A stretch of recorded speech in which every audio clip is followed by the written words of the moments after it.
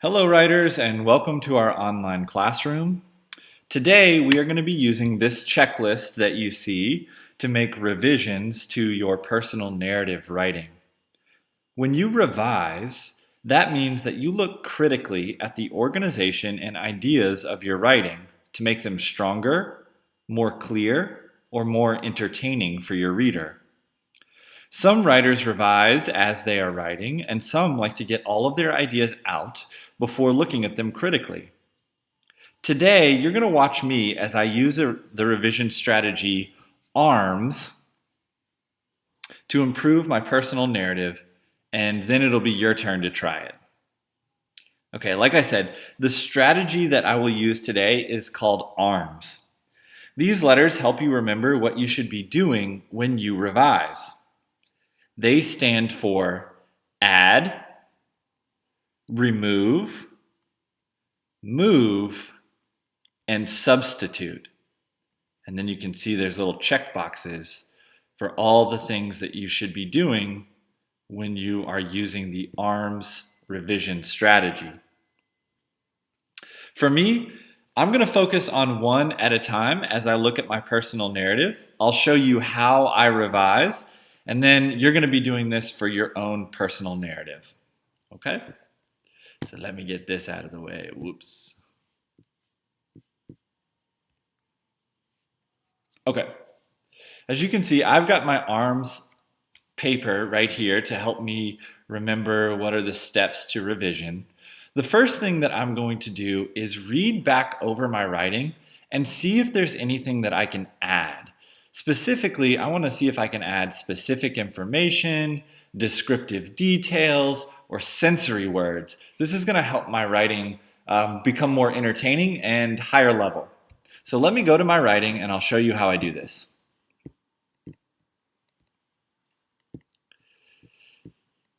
Here is my personal narrative. You might remember it from the other day. It's about the day that my daughter was born.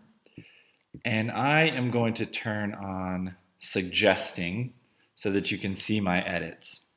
Okay, now when I revise, I need to read the text out loud to myself. So you're going to hear me do that. So here I go. I'm looking to add information. Standing at the bus stop every morning and watching my oldest daughter climb the steps to the bus that will take her to her K2 classroom, it's easy to forget how little she once was. It was only 5 years ago that I sat in a hospital room in Boston holding this tiny 8-pound person that had just come into the world. Okay, here, I like the sentence, but I think I can add a little bit. A hospital room, I might be able to be more descriptive here if I say a hospital. Oh, wait. That doesn't make sense. Let me put it here. A hospital delivery room in Boston holding this tiny, let me be more descriptive about her, the baby squirming, because she was moving a lot. Okay, so it was only 5 years ago that I sat in a hospital delivery room in Boston holding this tiny, squirming, 8-pound person that had just come into the world and wondered, what will she be like? What will being a father be like? I'm still not sure I have the complete answers to those questions, but I'm really enjoying finding out more and more each day.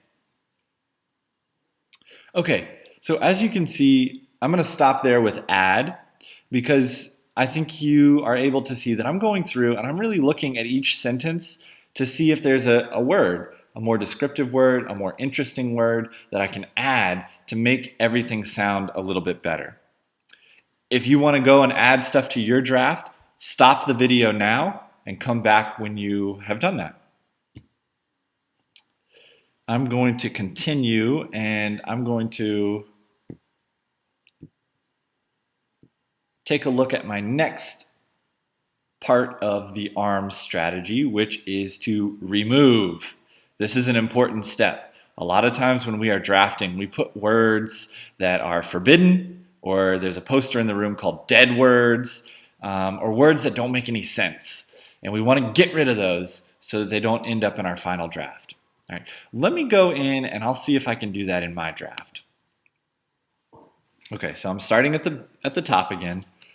Standing at the bus stop every morning and watching my oldest daughter climb the steps to the bus that will take her to her K2 classroom, it's easy to forget how little she once was. It was only 5 years ago that I sat in a hospital delivery room in Boston holding this tiny, squirming, 8-pound person that had just come into the world and wondered, what will she be like? What would being a father be like? I'm still not sure that I have the complete answers to those questions, but I'm really enjoying finding out more and more each day. However, no matter who my daughter Adelaide turns out to be, I will never forget July 5th, 2014, the day that we met. That's all pretty good. I woke up after only one brief hour of sleep to a fully lit room and my wife leaning over me. I was a little frustrated that she was waking me up. She was having trouble standing up and she was saying, "Kirk, it's time." Okay, I'm going to stop here because I see this sentence here.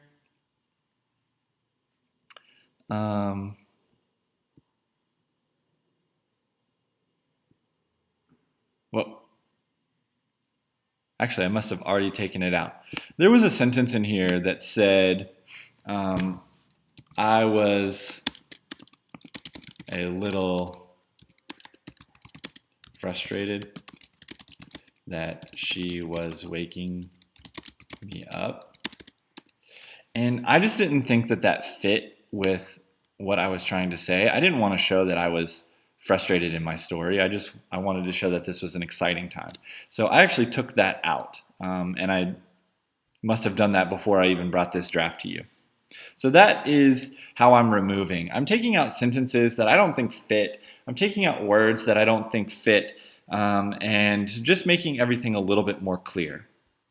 All right, if you want to stop the video here and go and do some removing from your draft, that's a good idea.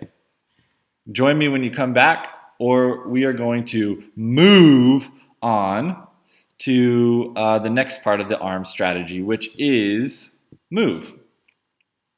All right, move. I like to think of this one as making sure that I have sentences in the right place, that my paragraphs make sense, that I have paragraphs.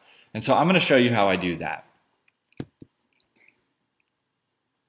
Okay, so again, I'm starting at the top. I'm reading it over just to comb through everything and make sure that it is okay. Watching my oldest daughter climb the bus to her K2 classroom, forget how little she once was. I'm still not sure that I have the complete answers to those questions, but I'm really enjoying finding out more and more each day. However, no matter who my daughter Adelaide turns out to be, I will never forget July 5th, 2014, the day that we met. I woke up after only one brief hour of sleep to a fully lit room and my wife leaning over me. Okay, now I'm stopping here because I know that in narrative writing, it's a good idea to put a paragraph whenever you change settings, like where the story is taking place or where you're telling the story from, or when somebody starts talking or something new starts happening in the story. So here I'm going from kind of my introduction to the story to actually telling what happened. This is kind of like the start of my rising action. So I want to put a paragraph there just so that my reader knows that I'm kind of changing it up. I'm moving into the story.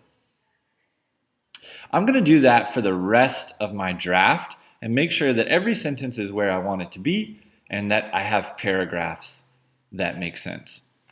Stop here, go and move some stuff around in your draft, and then come back to the video when you are ready to do the last part. Okay, the last part is to substitute. Substitute is when you go in and you're looking for repetitive words that you're using over and over, or you're looking for words that are less exciting and maybe replacing them with more vivid vocabulary instead of those boring or forbidden or dead words. This is going to help you make your writing more exciting, and at a higher level, which is where we should be in the 10th grade. So I'm going to go in and I'm going to look for some substitutes. Okay. Now, I read this over. I didn't see anything that I wanted to substitute up here. Let me keep going with this new paragraph.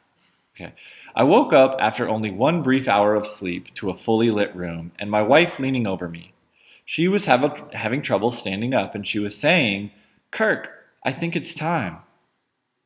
Oh, maybe instead of just saying,